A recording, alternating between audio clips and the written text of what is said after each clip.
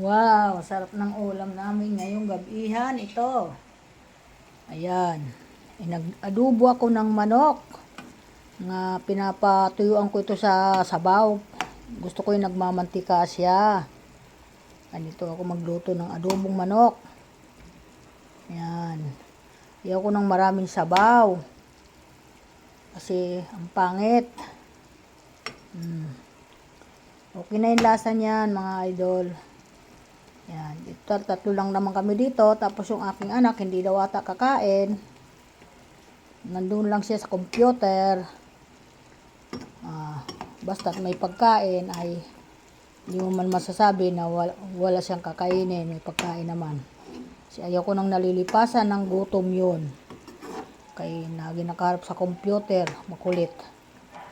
Ayan, ito napakasarap ng ulam niya. Kanina, dinalaan ko siya ng pagkain.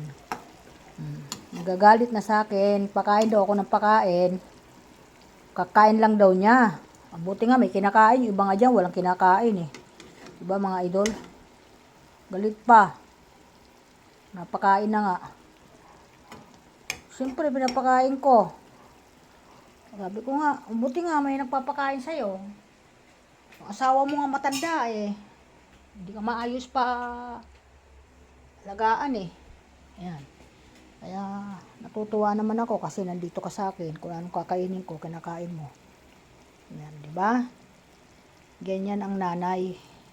Hindi natitiis ang anak.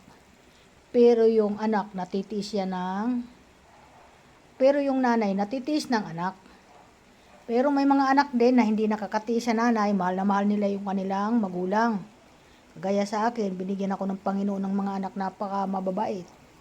Di hulog ng Diyos yun sa akin, di ba? Ganun lang yon mga idol. Hindi naman sila nagbago hanggang sa ngayon.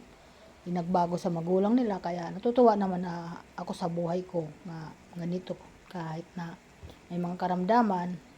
Hindi ako nakakaramdam dahil ng sakit kasi ang mga anak ko mababait, tunay na mababait.